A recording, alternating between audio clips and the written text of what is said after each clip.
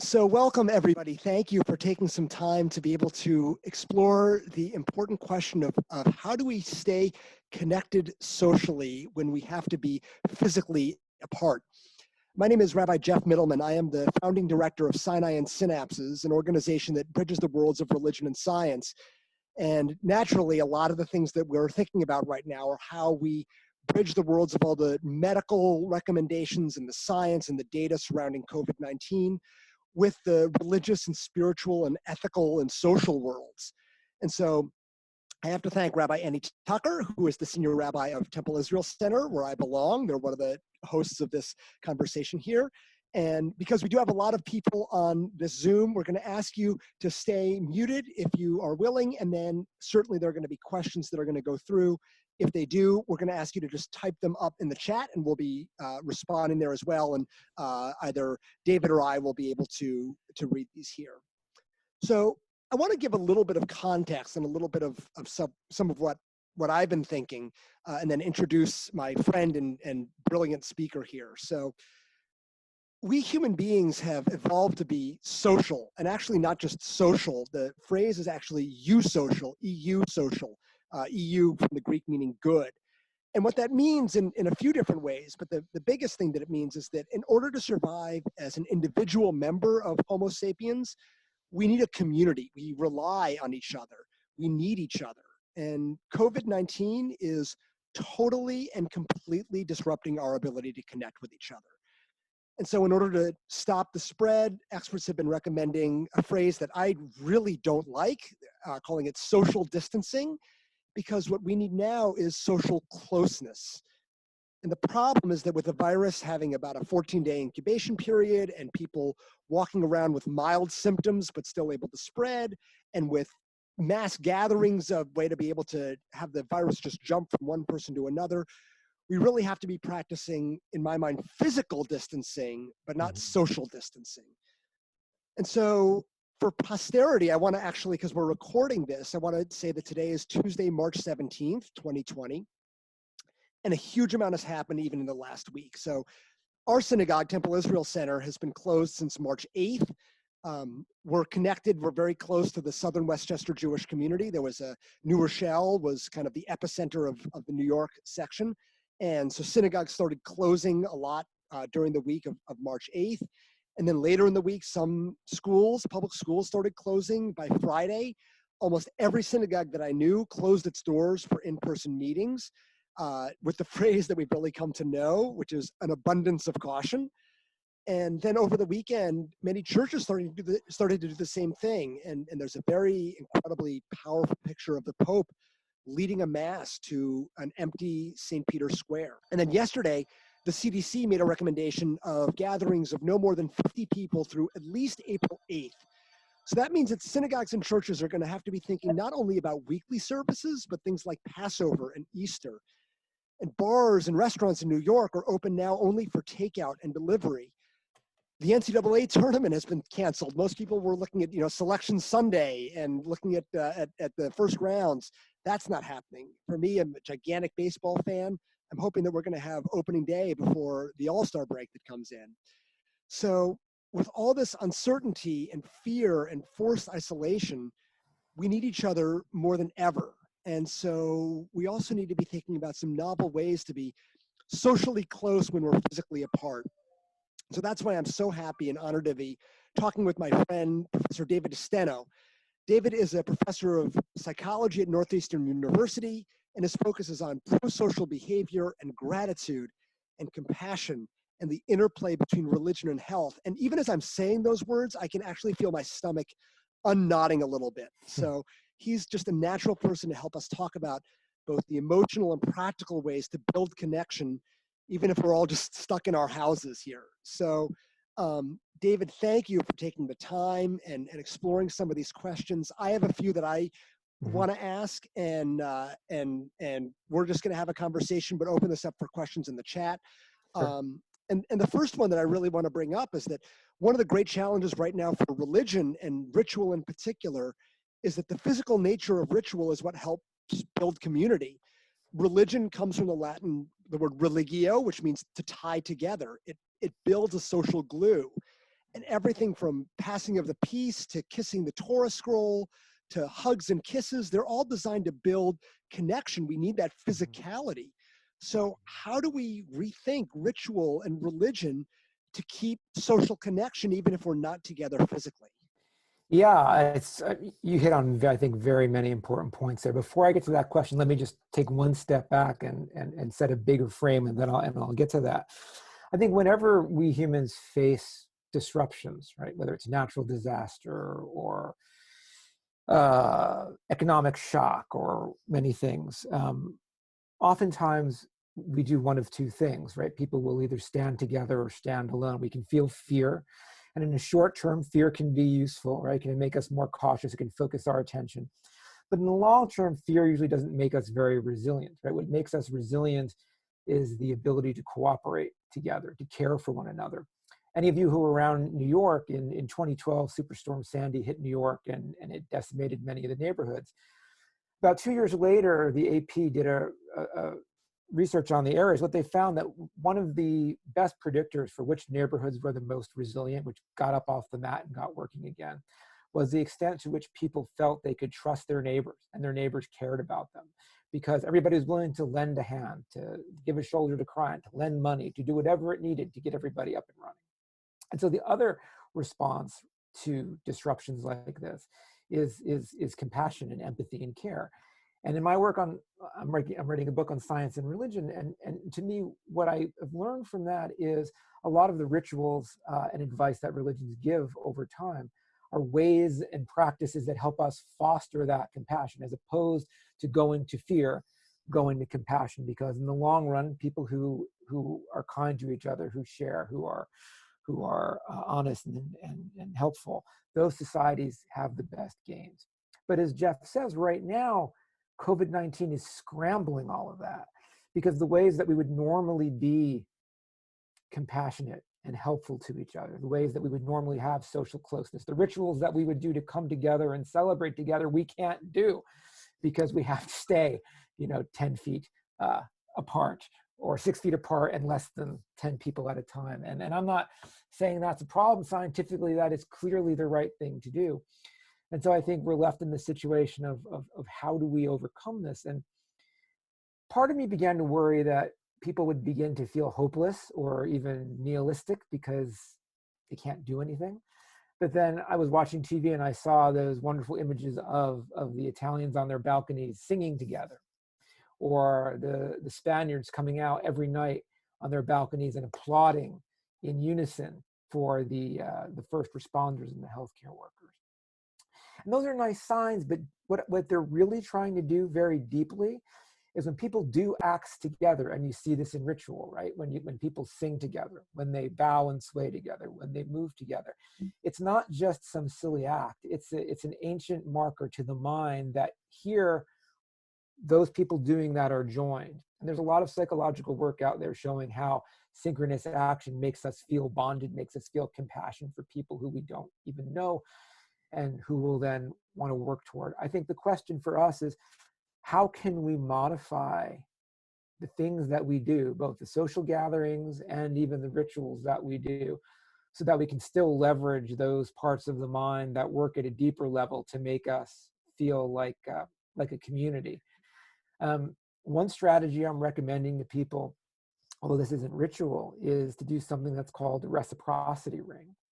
And a reciprocity ring is simply where everybody, get some friends together, or get some of your parishioners together, or individuals in your area. Have each of them bring somebody else who you don't know. Create a virtual group. And then what happens is each person within that group posts something that they need help with. Maybe it's an elderly person who needs to get food but doesn't know how to order through Peapod or whatever it is online. Someone could help them, or someone, single parent who needs some help financially right now, and will do something else for someone, but they lost their job and they need money. And then after everybody posts this, everybody in the group picks one of those and says, I'm going to help that. I can do that. And then we all do it. And what you will quickly see is a web of interconnected help growing, a sense of gratitude among everybody for getting help, And then what that gratitude does is it then makes the person who's receiving the help feel compassion, and they pay it forward. And we've got lab analog models of this. And we have people receive help from someone, they feel grateful, but it's not just that they want to pay that person back. They will then be more compassionate to anyone else around. And so the question for us is, how do we facilitate that? And you know, you talk about gratitude, and I'm seeing both pieces of this. And I think one of the challenges of COVID-19 is how can we find those moments of gratitude? I think that's a Yeah. key piece. And at the same time, the fear that happens that I think is very real, whether that's the fear of the virus itself, but I think even more the fear of the uncertainty. Yeah. And I think it's important to be able to honor both Yeah. of those pieces. But I think the interesting thing is that uncertainty is, you can't control that feeling, but Mhm. gratitude is more of an action. You can show gratitude. Uh, Well, yeah, you can, but I think you're hitting on an interesting point there. So there is reason to be fearful, either of and anxious, either of the virus itself or of the economic consequences of it and the uncertainty that's going to happen. It's going to hit all down the line. But I think Jeff brings up an important point. That is, emotions don't only happen to us; we can curate our own.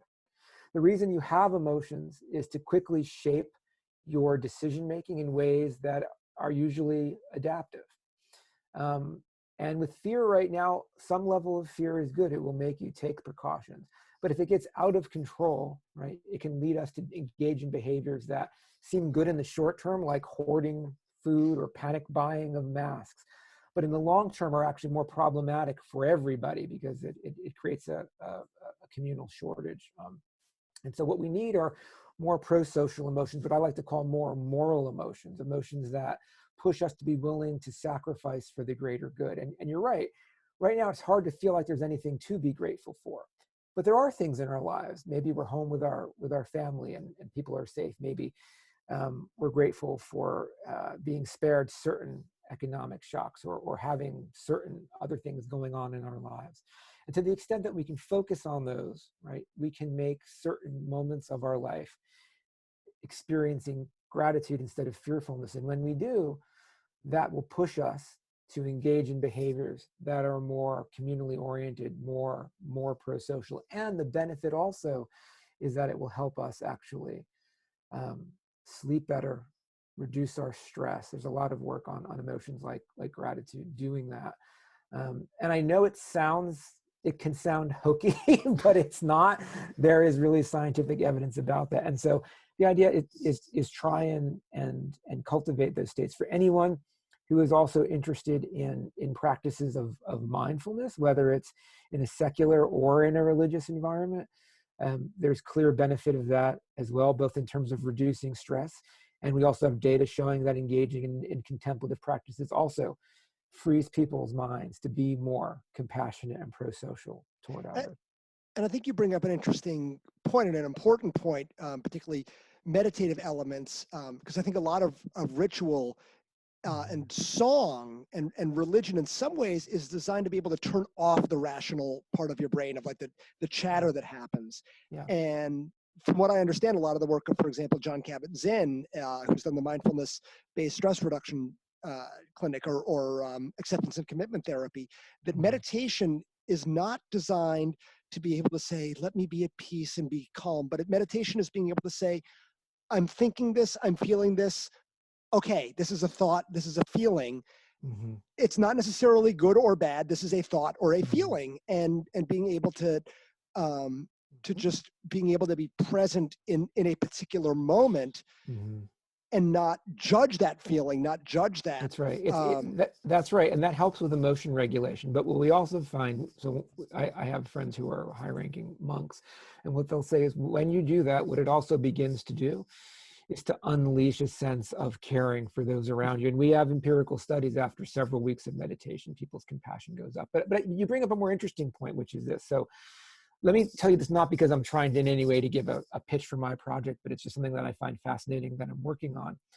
So the book I'm working on right now is tentatively titled How God Works, a scientist's guide to what religion already knew. And the idea there is that, individuals like yourselves who are engaged in religious tradition for millennia, you have been trying to help people solve the problems of life at all stages. And sure, religion can be used for bad things, and it has been, and so can science, and this is not an apologia in that sense. But there's lots of, I think, wisdom there. And so when I was talking with Krista Tippett about that, I was talking about how, a lot of the ritual elements like singing together, moving together, reciting things in certain ways, they affect the mind neuroscientifically in a deep way. And she said, yeah, she goes, I call those spiritual technologies. And I said, that's the greatest term I ever heard. That's exactly what they are. And so I think there are tools from ritual that we can use and apply in these cases. One of the most basic ones is engaging in ritual has been shown to give people a greater sense of control. Some people might say, well, isn't that illusory? Well, maybe it is, maybe it's not. But what it's doing right now is by giving you that sense, it's empowering you, it's calming you, and that will help you think more clearly. It will help you your body's stress response be better and improve your health and your immunity. And so I think it's interesting to think about what ways, what elements that are used to comfort people, to strengthen people in these times, to bring them together, do you use, and how can we use those in non-traditional ways, since the normal ways that we're using those are being constrained by COVID-19. You hit something really important, which is the level of control. That's one of the things of ritual is, oh, hopefully you can still hear me, that one of the interesting things about ritual is that in some ways, if you did it right or not, right? Like it's very simple. Did you say this prayer or did you not? Did you sing this song or not? And so much of what's happening right now is so uncertain that being able to find and create those moments of control, they maybe allow us to be able to expand into the other ways of being able to say not what's out there in the world. Stephen Covey talks about this, of the circle of concern, of what am I worried about versus the circle of influence of what can I actually do in this. What can you actually do? And those feelings of certainty in one domain bleed over into others, right? And that's useful. I think another part, I look at people who cope with long-term illness, and in some senses, this isn't, hopefully, for everybody here, no one's going to come down to that and have a long-term illness. But in some ways, the social distancing and the anxiety we're under can be considered a long-term distance, at least in terms of our mental health right now.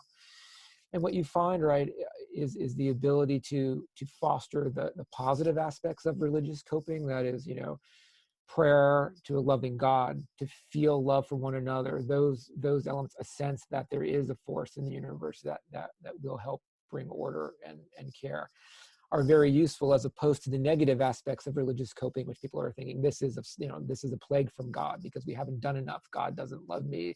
There's problems and bringing up the anger and the guilt side. There's really pretty good evidence in the literature suggesting that the positive aspects of religious coping can really help with anxiety and depression right now. Absolutely. And actually, I want to offer people, if you have questions, just type them up in the chat. We'll start to field some questions to be able to respond to here. But you talk about fear and emotions, and I think what's interesting is that COVID-19 is very contagious, but what we often don't also realize is that emotions are contagious. Oh, yeah. And so sometimes you want to stop the contagion, and the other thing, Stephen Colbert talked about that he had done something that he used to call viral marketing, and he's not going to call it viral marketing ever again. That's good. That's so we can create. So there's some viruses that we want to be spreading, and there's some that we want to stop. And so, what are the different ways in which we can either stop the spread of the unwarranted fear? I think there's some valid fear. How can we stop some of the unwarranted contagion? Yeah. And how can we spread some of the more positive contagious elements of emotions? That's a good question. And you bring up a really interesting point. Emotions are very contagious, and there's a reason for that. So let's say, Jeff and I are talking right now as we are. I don't know if you can see Jeff, but his face looks just like mine. We're talking face to face. Or imagine if I were talking to you right now and we're in your house, and all of a sudden I went like this, right? That would be a very quick signal to you that I see something behind you. You would feel fear immediately without even turning around and knowing what's there. And that's very adaptive, right? It allows you to react very quickly. And if my fear is warranted, that's good. But if my fear is not warranted, if it's miscalibrated or in the wrong context, that can cause a lot of problems, right? I mean, any emotion that you feel in the wrong intensity or in the wrong context is a problem. If you do that too often, it's what we call a disorder. The problem right now is there is certainly room for fear, but it's also a problem of the regular media and social media. And I want to say this carefully because it's good that the media is giving us correct information, but what the media is doing is curating for you the worst case scenarios of everything. And I understand why we need to be prepared, but there are a lot of people who, are getting COVID-19, and unless they have certain conditions or are elderly or are just unlucky, are dealing with it okay. And there are a lot of people who don't have it yet and may not get it. That doesn't mean be complacent. Please follow all the recommendations that, Dr. Anthony Fauci and everybody's giving. But what it does mean is, I think in some senses, the fear response may be getting way ahead of people. And what we know is that when you feel fear, anything that seems more threatening, you will believe is more likely to happen, which can get into a spiral. And if one person in your social media network starts to express that, it becomes normal to you. Because just like when you saw my face showing fear, you're going to see their face. And without a reason to doubt them, you will assume that is an appropriate level. And within networks, the fear can spiral. And so I think it's really important to stay informed. But when you're home and you're social distancing and you're doing what you should do, taking some psychological break, curating your emotional life by focusing on your family or Netflix or whatever it may be that brings you some joy and peace is important. Because if you're doing what you should do, that fear isn't really going to help you. It's just going to stress you out and all your associates more. So there's a great question that came up that links to what you just asked, which is that what do you think of the long-term psychological issues from this isolation are going to be, and what are some of the things that we might be able to do it proactively? Knowing that we are social creatures and the isolation is going to be a big problem, and there may be some impacts down the road. What are some of the ways that we can do that? And building off of that, there are some people who don't have a virtual community. They don't have online networking. What are some of the ways that we can be reaching out to them as well? Yeah, I think, those are important points. As Jeff said at the beginning, loneliness, we're social creatures. Loneliness is bad. In fact, ongoing deep loneliness is about as bad for your body in terms of morbidity as is smoking, we've found. So it is a problem. Right now, there is the more imminent threat of viral spreading. So I think we should follow the recommendations. But I think what we need to do is, yes, do the check-in. The check-in is nice. But what I've seen a lot of people doing is setting up virtual offices, virtual hangout rooms, in the same way you have a water cooler at your office or a coffee desk or a shop. People can leave it open and come and stop by together at different hours and talk to each other in the same way they would at work. Go do your work at your desk, but in your other room, leave your laptop open or bring it with you when you move and go to the hangout room and see who's there, like you might in the office. Spend more time and check in with others who you normally wouldn't. I think the harder ones are people who don't have easy access, as you're saying, to online connection right now. If you know people, even elderly neighbors, whatever it is, call them if you can.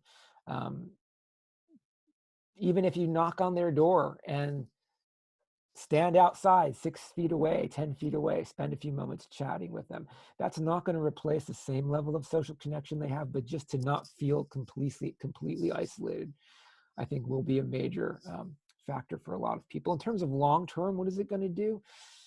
Depends how long it goes on. It's certainly going to increase people's stress. This is, socialization, as you said, is one way we normally combat the stress we're feeling.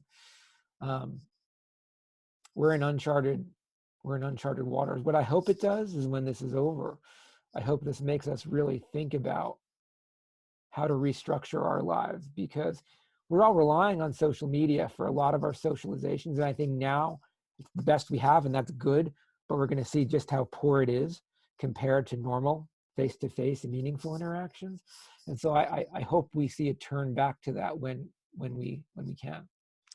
Yeah, I think people are going to be very hungry for the physical interactions and being able to see people's face. I saw a wonderful image that I don't know if it's true or not, but it was but there was a priest in Italy who was preaching to essentially empty pews. But what he did is he asked all of his parishioners to send selfies, and he taped pictures of all of his parishioners so Yeah. that there was some sort of face-to-face element of this. And I think that's a Yeah. wonderful, because Yeah. we deal with not just the physical elements, but the bodily elements too. And Yeah. that's, and there was a question that came up about the level of anxiety and depression, because those are also very physical symptoms as well. Hmm. I know that you're not a, psychotherapist, but Yeah. any sense of um, both how this might impact people who are grappling with anxiety or depression, and or some thoughts to be able to help address those Yeah. questions, and practical tools Yeah. to help address Yeah, I how mean, as you said, people may be feeling. I'm not a clinician in any way, right? I study kind of normal behavior and decision making. But I think it will be a challenge. Clearly, just the threat of the virus itself, the worry about panic buying, food shortages is going to exacerbate anxiety in anyone who normally doesn't have it, and in individuals who are prone to it. I'm sure it will exacerbate it. Depression and the sense of loneliness will clearly go too. Again, the main thing is so when I think about, how does religion soothe the mind and the body, aside from, and I'm going to leave theology out of it just because I'm not qualified to speak on the theological elements of it. But what it certainly does is it heals people by affecting their beliefs and by giving them community. And we know that to the extent we have beliefs in certainty, whether something will end, that there is good in the world, that there are forces, it reduces for us what is the tragedy of choice. That is sometimes for people trying to be in control of everything when you can't be causes extreme anxiety and distress. And so some level right now in acceptance, whether it's putting things in God's hands, in faith of the universe, if you're a Buddhist in nothingness and knowing what will be, uh, and not trying to worry about it. All these traditions have some wisdom to them, but I think to the extent that we can have beliefs in a better future, in a sense that we're all in this together, even working together, um, that helps us relax a bit and not feel like we're alone and isolated and trying to make every decision on our own. Right now, there are scientists using supercomputers to try and figure out which proteins and different medicines attack that might help COVID-19. And so focus on, it's funny, I'm sure this quote is getting overused right now, but there's the Mr. Rogers quote, right, of his mother telling him, always look for the helpers in times of crisis. And there are a lot of helpers out there. And I think to the extent also each of us tries to be one in our own little way, that gives us a sense of empowerment in doing something. It builds our belief and hopefully builds our sense of community. And I think right now, that's the best we can do to kind of ease the mental strain that's going to be on everybody. Well, you talk a lot in your research and your work um, about compassion, both what engenders compassion and what Mm-hmm. compassion allows in us and in others, and how that Mm-hmm. um, alleviates some of the stress and the anxiety. And I Mm-hmm. would love for you to talk a little. You mentioned it a little bit here of the meditation, how that engendered compassion, um, but this is something that I think we need a few different pieces with the compassion. I think we need compassion for others. I think we need compassion from others, and we also need self-compassion. I think we need to be able I'm a parent of a 6-year-old and 4-year-old, and so I'm getting a lot of, oh my God, are my kids having too much screen time? I've never homeschooled, and like, you're doing fine. Like, being able to have compassion for ourselves. Um, what are the different ways in which we can both Yeah. give compassion to others, make sure we're receiving compassion if we need it, and most importantly, I think compassion for ourselves, and how that might play out down the road if we're Yeah. able to actually work on that. Yeah. It's an interesting question. I think, one of my favorite things to think about here is the Buddhists have this saying that there's there's wise compassion and there's idiot compassion. Um, the greatest way to understand what idiot compassion is the example my grad student gives to me often, which is he has a 3-year-old, and his 3-year-old loves to eat chicken nuggets. And if he doesn't get chicken nuggets for dinner, he throws a tantrum. And Fred said, I could be compassionate and give him chicken nuggets and try and stop him from crying, which in that moment would be great, but it's not in his long-term well-being. And sometimes being compassionate means doing things that are hard in the moment for everybody's best outcome down the line. And so what does that mean? It means if somebody's compassionate and they're saying, oh, I just really want to go outside. I'm tired of being in the house. Can I go out to the bar if they weren't closed where you are? Like, oh yeah, okay, fine, go. No, right? Do the hard thing.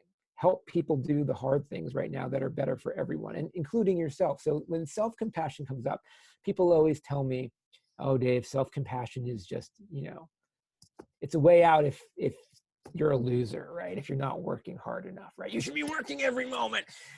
And I say, no, self-compassion means giving yourself compassion when you're doing your best. It doesn't mean just saying, oh, whatever, and not caring, right? And being gullible. But it means if you made a good effort, try at something. And if it didn't go the way you want with it, that's fine. Have compassion for yourself. You tried. Because shame is only going to make you feel toxic and not want to keep going. And we're all failing. We're all discovering new things. So having self-compassion is hugely important for your own physiological response and for those around you, especially your kids right now. I think for kids, this is a highly uncertain time. And having compassion for them, even if there weren't an issue of the virus right now, just their routines have been upended like never before. And so to show compassion and to teach compassion, a wise compassion, which means don't just give in to whatever you want to do that makes you feel good in the moment, but compassion that makes you act in ways that benefit you and other people around you, I think is the important way to go. And what we know is engaging in those types of pro-social behaviors typically results in better responses from your HPA axis, which is your stress response system in the body, in terms of hormonal outputs and sleeping and everything else that we're going to need to be healthy. And that leads to a great question, because I think one of the things that's really challenging right now is we're focused so much on the short term that, and we don't know what the long term is going to be. We don't. I mean, that's Yogi Berra's line of, it's really hard to make a prediction, especially about the future.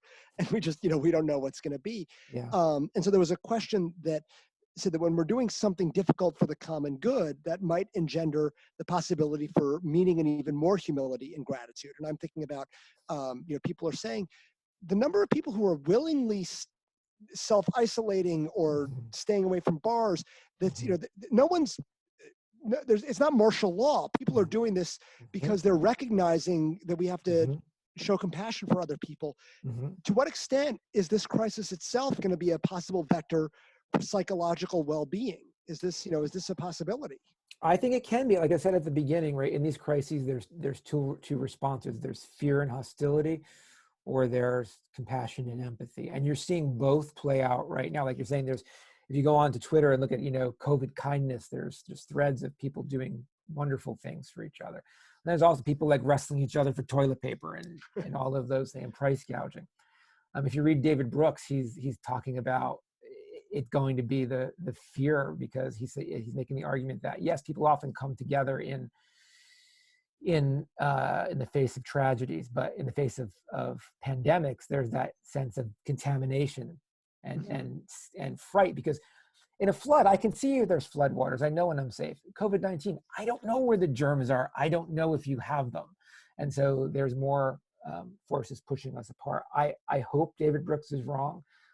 I think the question for all of us is what can we do to foster, to tip the scale more toward those people who are showing kindness, because one or the other is going to hit a tipping point, and we need to figure out how to make it the more long-term side. So can this be a vector for kindness going forward? I hope so. But getting there is going to have to depend upon people having those emotional responses, engaging in sharing and supporting and non-panic buying and all those things to help us get through it together. And I think there's an element of institutions. I was talking with my wife last night about this, of some of the some of the companies that are really doing the Yiddish word of mensch, acting very menschy, and there are some that are saying like, nope, we're keeping the profits right now, and I think that a year from now, the menschy companies are going to survive much better. Like I will, some of it may be PR for sure, but I'm going to be much more willing to support a company that that is acting well right now and thinking about the larger societal good. And if there's a company that is so focused on the short term, um, I'm going to be much less willing to support them. And I think that's going to be the case for a lot of religious institutions too, of trying to think there's a lot of fear. How can we also think not just short term, because I'm sure fear deals with the immediate piece of this, how as much as we can to think sort of the medium and long term as well. So any thoughts of ways to help us think on a longer term, not just the immediate temporal piece, but are there any suggestions or tricks or ideas to think of how we can be thinking about this in the medium and long term? Well, what I'll say is we're, our brains are designed basically to be sensitive, much more sensitive to immediate threats and rewards than future ones. We tend to discount future rewards and threats a lot, which is in some ways why we're where we are, because, would you rather have a tax cut, or would you rather invest that money in the infrastructure we need to do these things? Oh, I'll have the tax cut. That's never going to happen. And if it does, it won't be so bad. And that's just a part of the way we're built, I think, for most of human life on Earth. You didn't know if the food was going to be here tomorrow. You didn't know if you were going to be here in 6 weeks. And so it's not that that system of thought doesn't have a reason. It's just that we kind of need an update to it, given the way we live now. I will say that to the extent that we feel these emotions, we cultivate emotions like gratitude and compassion. What we found in our work is they combat the tendency to devalue the future. So that is, if you're feeling grateful, I can show you that people are more willing to invest money in longer term for future benefits than they are for getting money in hand to go buy the iPhone right now. And so I think to the extent that you cultivate these emotions, they instill in us a sense of moral responsibility and make it easier for us to value the future. The hard part is, and Dan Gilbert, a friend of mine, is a psychologist at Harvard, talks about, we have this problem. It's also called affective forecasting, which is trying to predict how we're going to feel about future things. And we don't really have the bandwidth to simulate what it's really going to be like then. So the only way to really do that is to begin to have more accurate simulations of what's really going to happen.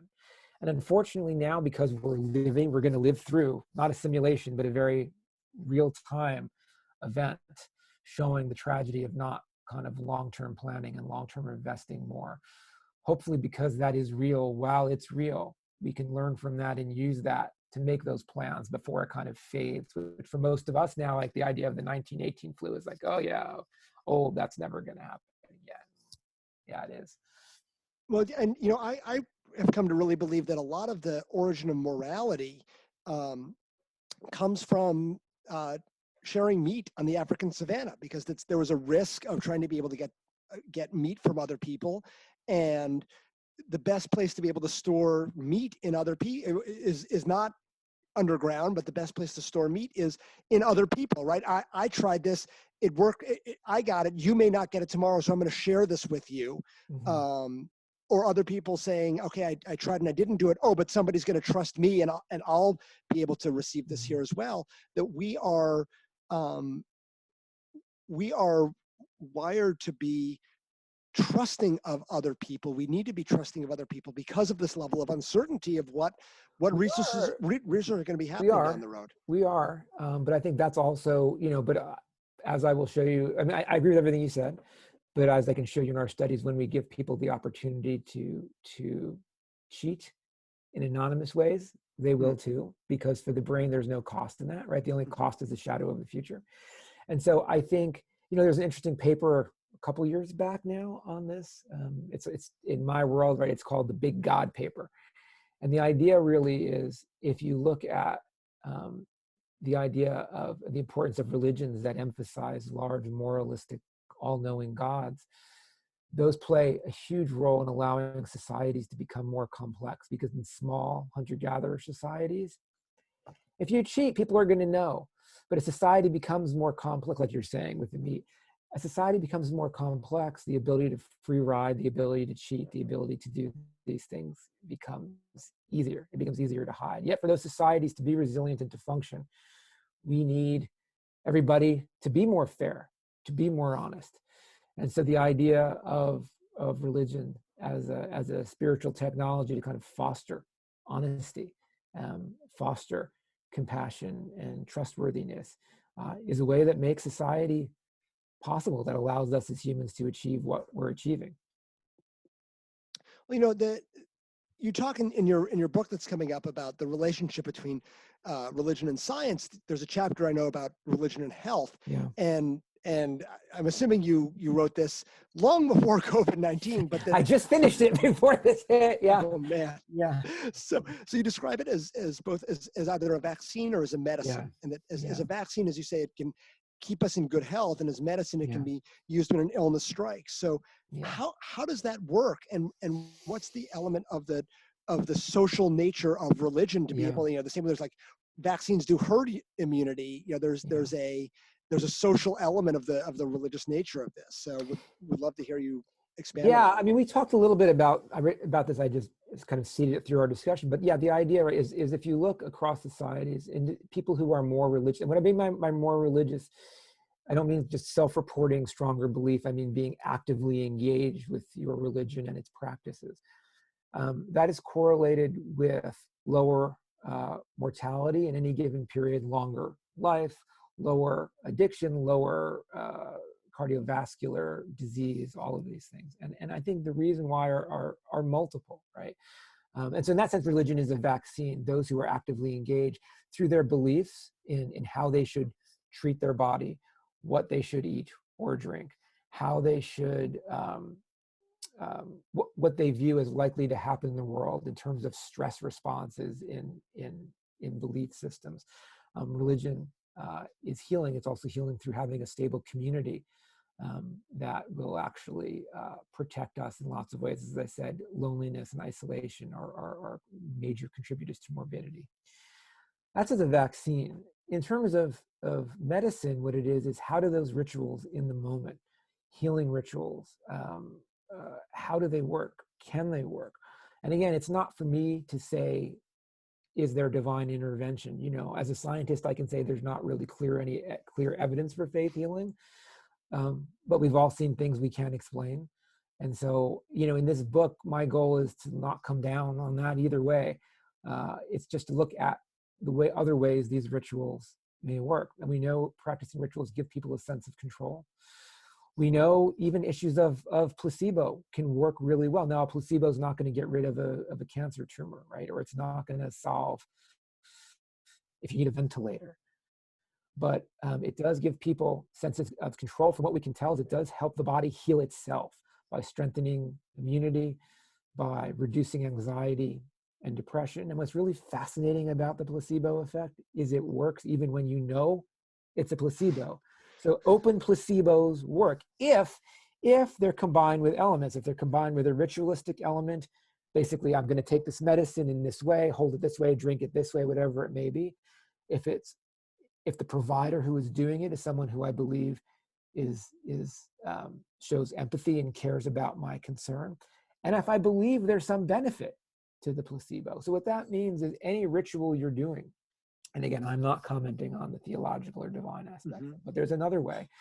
Anything that you're doing, if people believe it has some benefit and there is a ritualistic element to it, we'll give them some calm, we'll give them some belief, we'll give them some peace, which in some ways has been shown to heal the body. Now, by no means should you not seek medical treatment or rely on that as anything else. But I think to pass the idea of the benefit that ritual practice can give us psychologically off as nonsense is also throwing out an arrow in our quiver. Well, that leads, I think, to one last question that I would love to have you respond to, which is, what would you say to either religious leaders or people who identify as religious in some way about how they can stay close socially, even if they're separated physically, and what are the benefits that they're likely to be able to feel if they're able to in some way, and somehow stay close socially, even if they're all stuck on their couch? Stay close to their flock or to each other as professionals? Both. Oh, If you can do both. both. Yeah, I can do both. I don't know. I think professionally right now, like what we're doing as faculty is creating virtual faculty, because we're all dealing, Jeff and I were talking before this about I'm moving all my classes online, and like, how do I figure out how I'm going to do this? So having a space where you as a professional, right, can get the support from other colleagues who are facing the same thing. And it's a place for sharing ideas.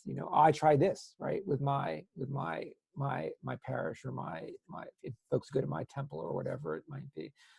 I think having that professional shared space is very useful. With your flock, I think the best thing you can do is try to organize outreach, right? You yourself cannot talk to everyone, but if you can organize subgroups or chains of command for individuals checking in with others, I think that's useful, right? Figuring out how to delegate, how to form those connections, and then also figuring out how you can have virtual services, and how those might work. Again, I don't have great answers because these are kind of uncharted times, but I think those are important steps.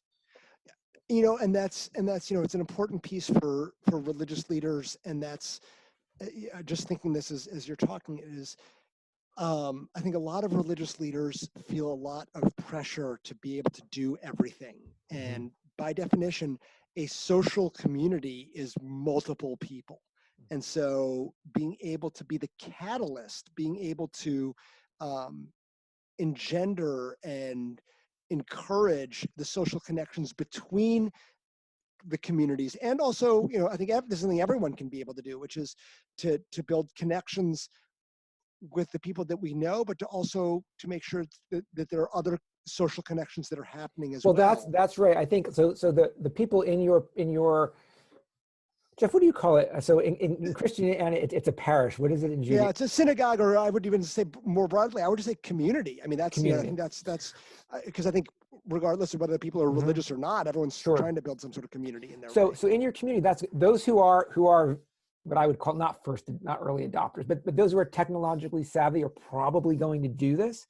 I think another role that someone who's the head of the community can think about is who is being left out and how can we bring them in? Again, the elderly, right? So, does anybody have an extra iPad or something that they can pop in one of these places, or hook something up for someone, or how can we get them online? I think those are the people that you as leader of the community might be falling out of the cracks. And those are the folks who aren't actively normally engaged in the online aspects of your community. And I think there's an important way to kind of play an important leadership role.